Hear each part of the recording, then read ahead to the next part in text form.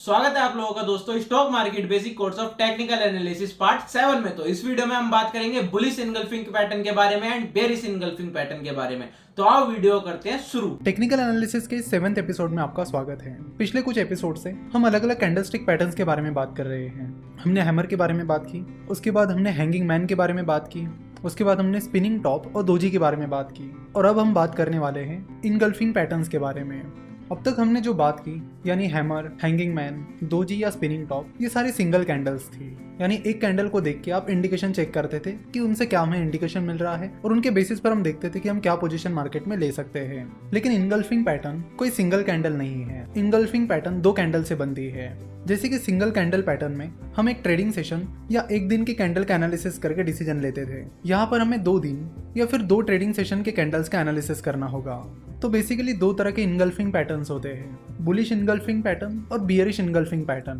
तो इनके नाम से आपको पता चल ही गया होगा कि ये पैटर्न किस तरह के होंगे। तो पहले बुलिश इनगल्फिंग पैटर्न को देखते हैं। तो bullish engulfing pattern down trend में आता है और कुछ इस तरह दिखता है। इनगल्फिंग का मतलब होता है कि पूरी तरह से कवर कर लेना। तो आप यहाँ देख सकते हो कि जो दूसरे नंबर की कैंडल है उसने पहले नंबर की कैंडल को पूरी तरह से कवर कर लिया है।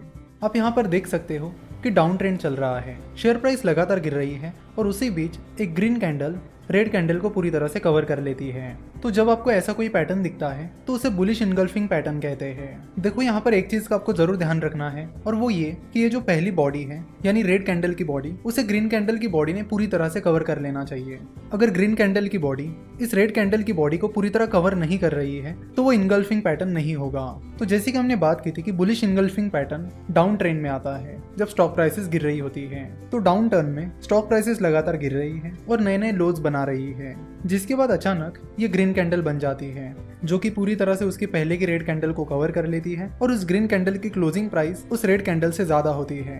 तो ये ग्रीन कैंडल हमें बताती है कि उस स्टॉक में या मार्केट में बुल्स ने एंट्री कर ली है। साथ ही उस ग्रीन कैंडल की क्लोजिंग प्राइस उसके पहले जो रेड कैंडल थी उससे ज्यादा है। तो इस ग्रीन कैंडल के दिन बुल्स ने उस स्टॉक में एंट्री कर ली है और सिर्फ एंट्री नहीं की है, उन्होंने उस दिन भर में अपना मोमेंटम भी बनाए रखा। तो बुलिश इनगल्फिंग पैटर्न हमें बताता है कि उस डाउन ट्रेंड में यानी उस बियरिश ट्रेंड में बुल्स ने एंट्री कर ली है और अच्छी खासी सक्सेसफुल एंट्री कर ली है, जिसके बाद ये एक्सपेक्ट किया जाता है कि आगे भी बुलिश पैटर्न कंटिन्यू कर सकता है, जिसके चलते ट्रेडर्स उस स्टॉक को खरीद सकते हैं।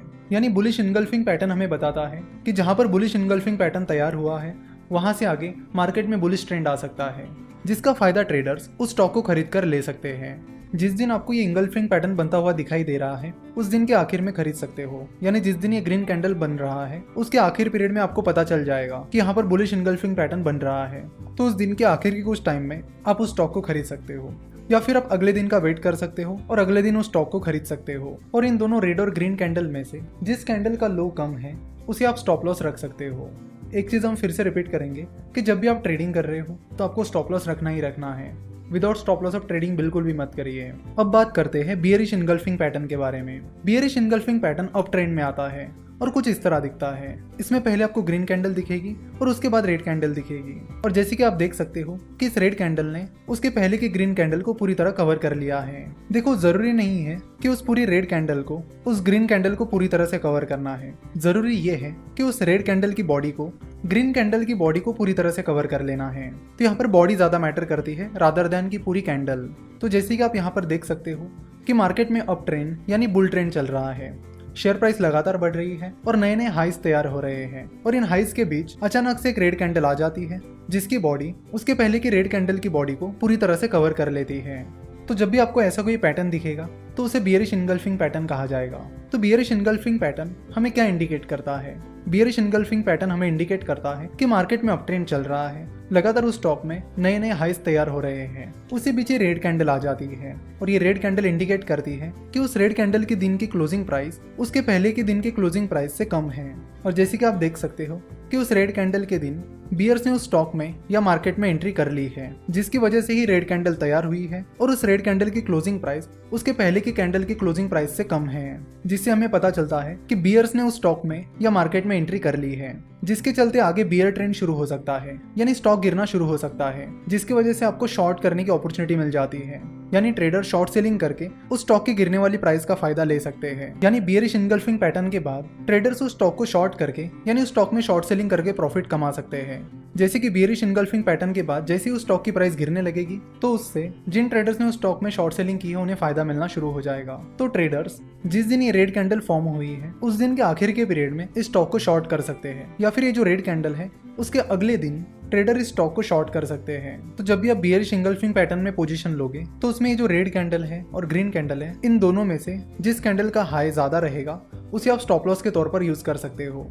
बुलिश इनगल्फिंग पैटर्न से हमें पता चलता है कि डाउन ट्रेंड खत्म होने वाला है और अप ट्रेंड शुरू हो सकता है, जिसका फायदा ट्रेडर्स उस स्टॉक में एंट्री करके ले सकते हैं। वही बियरिश इनगल्फिंग पैटर्न हमें बताता है कि जो अप ट्रेंड चल रहा है वो खत्म हो सकता है और डाउन ट्रेंड शुरू हो सकता है, जिसका फायदा ट्रेडर्स उस स्टॉक को शॉर्ट करके कर सकते हैं। तो आशा करते हो कि आपको बियरिश इनगल्फिंग पैटर्न और बुलिश इनगल्फिंग पैटर्न ये दोनों भी पैटर्न अच्छे से समझ में आए होंगे। साथ ही ये पैटर्न्स क्या इंडिकेट करते हैं ये भी समझ में आया होगा। हमने ये भी बात की थी कि इन पैटर्न्स के बाद आप कौन सी पोजीशंस ले सकते हो और क्या आपका स्टॉप लॉस होना चाहिए। तो आने वाले कुछ एपिसोड्स में भी कुछ इस तरह के अलग अलग पैटर्न्स के बारे में जानने वाले हैं। हम पता करेंगे कि वो पैटर्न्स क्या इंडिकेट करते हैं और उन पैटर्न्स के बाद आप कौन सी पोजीशन मार्केट में ले सकते हैं। अगर आपका सवाल ये है कि इन कैंडलस्टिक चार्ट को हम कहाँ देख सकते हैं, तो अगर आपका कहीं पर डीमैट अकाउंट नहीं है तो आप moneycontrol.com पर भी इन चार्ट्स को देख सकते हो। moneycontrol.com की वेबसाइट पर जाकर आप किसी भी शेयर का नाम सर्च कर लीजिए और उसके बाद यहाँ टेक्निकल चार्ट पर क्लिक कीजिए, जिसके बाद आपको उस स्टॉक का कैंडलस्टिक चार्ट मिल जाएगा। और इससे बेहतर ऑप्शन ये है कि अलग अलग ब्रोकरेज फर्म्स के अलग अलग ट्रेडिंग सॉफ्टवेयर्स होते हैं, ट्रेडिंग ऐप्स होते हैं। तो उन ऐप्स की मदद से और ट्रेडिंग सॉफ्टवेयर की मदद से आप कैंडलस्टिक चार्ट का एनालिसिस कर सकते हो।